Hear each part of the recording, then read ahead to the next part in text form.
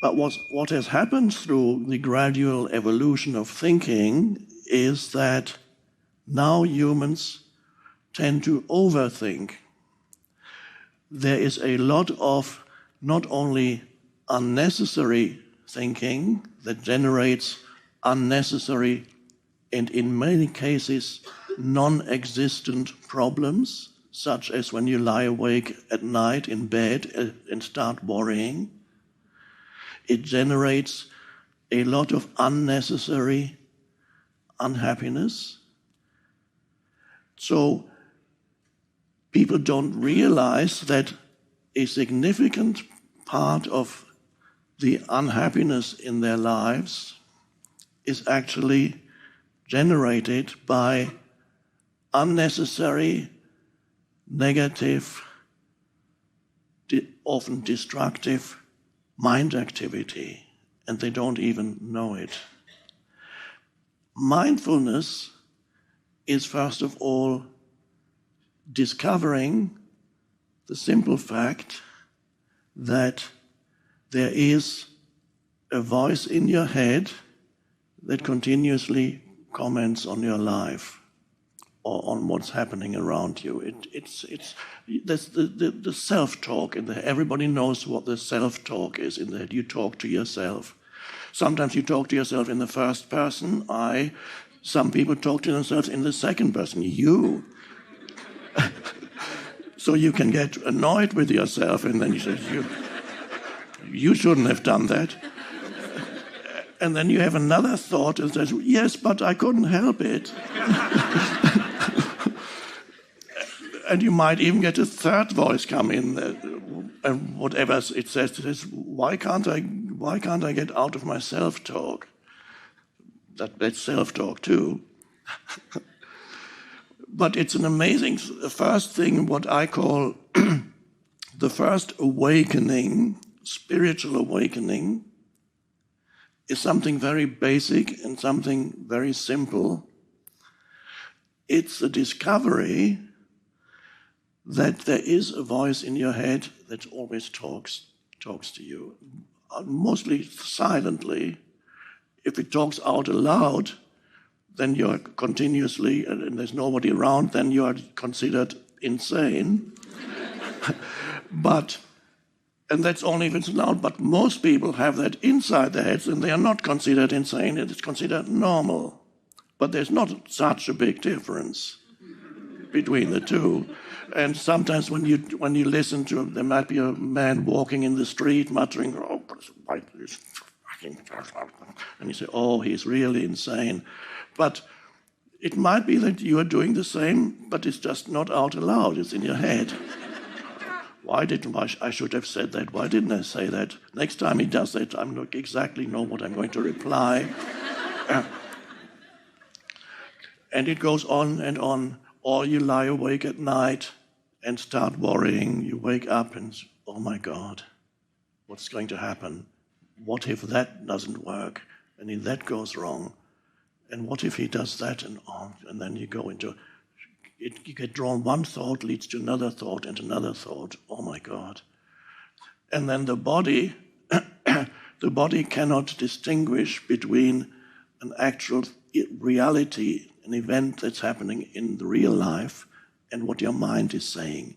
So when you have fearful thoughts, the body reacts to every fearful thought, and that's an emotion. The body reacts with an emotion, the emotion you feel in your body.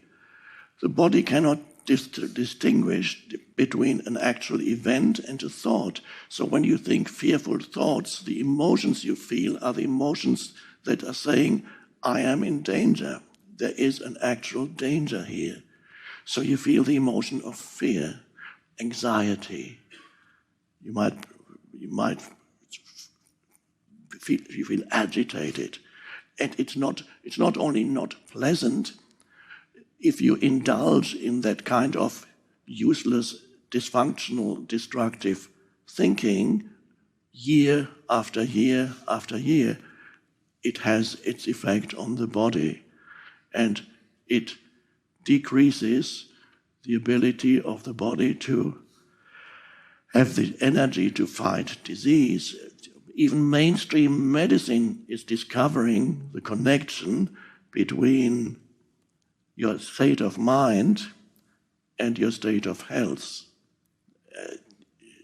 And so gradually we are seeing, in the past they denied it completely. They only looked at your body, and not only at didn't just look at the totality of the body, even within the body, they just looked at one particular symptom, what's wrong with that particular organ. And you have, of course, in mainstream medicine, you have specialists. I'm a specialist for the liver, a specialist for this and that. Not only not taking into account the totality of the body, but more importantly, not taking into account the totality of the person, which includes the physical body and the mind. So it's vitally important to discover, first of all, that there is a voice in your head that indulges in self-talk most of the time.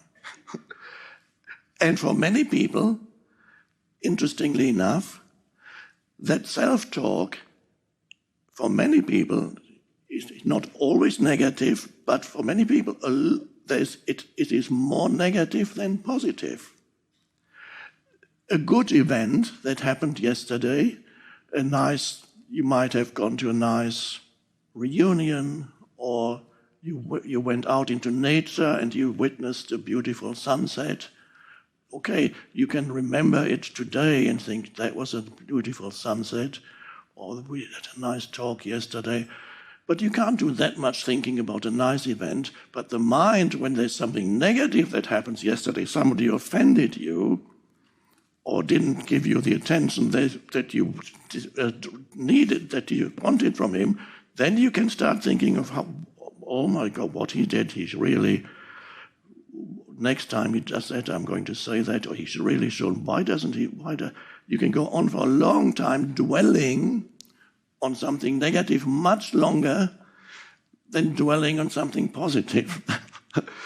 It is so, seemingly a negative event is much more food for useless mind activity than a positive event.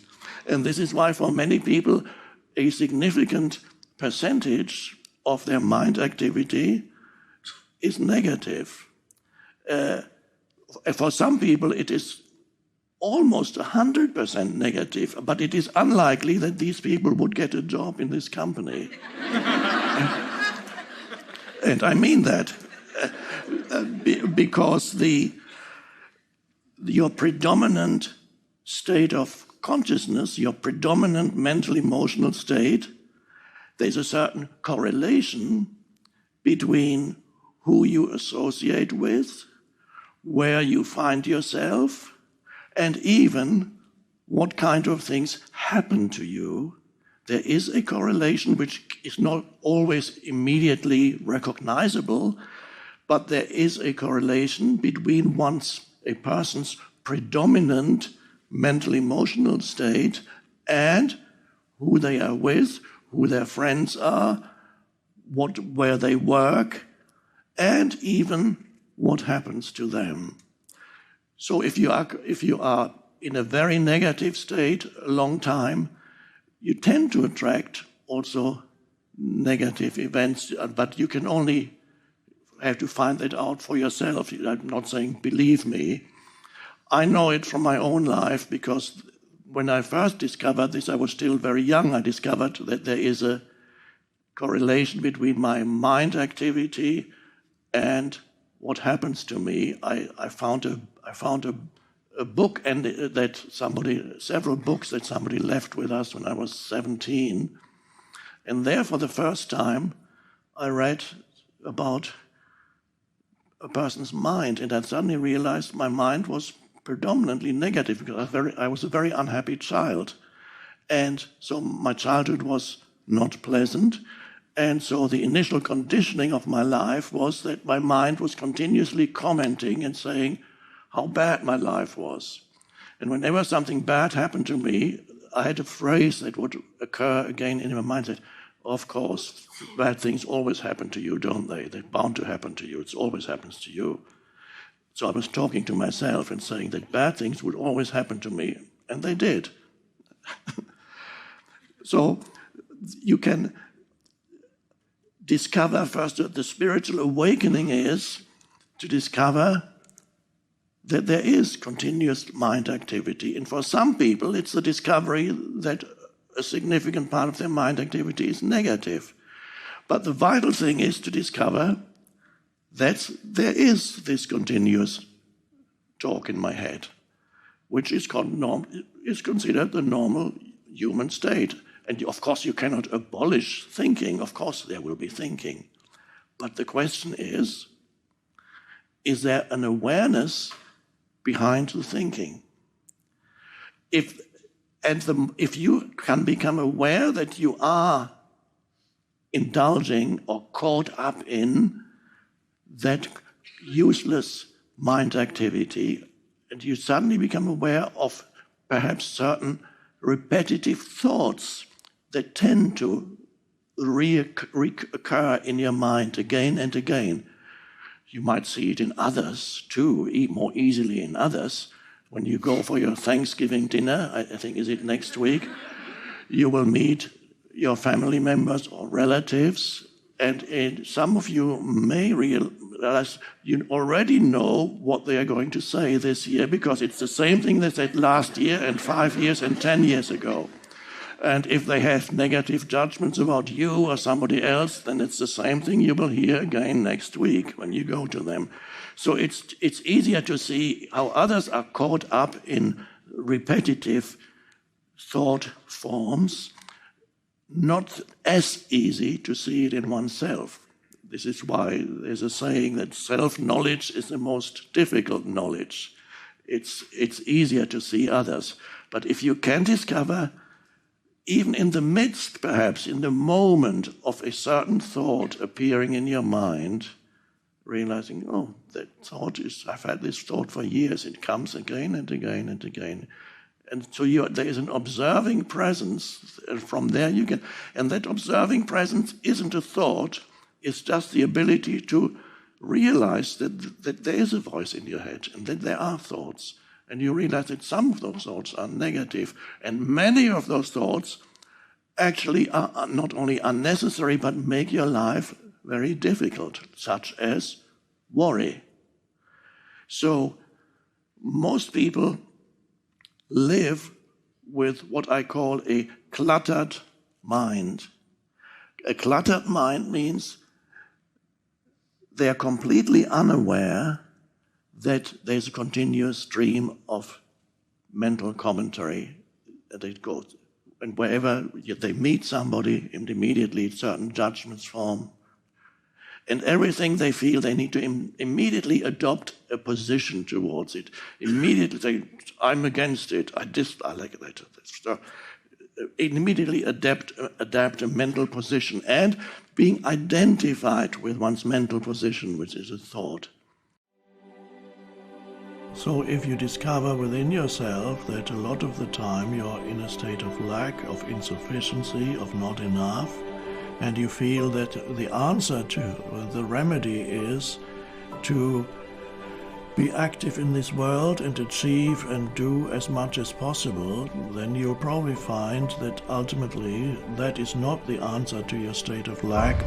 In order to transcend, to go beyond your state of lack, of neediness, of not enough, spiritual practice and spiritual realization is necessary. Focus on the realization of being. It's only there that you can go beyond that state of lack, which is ego.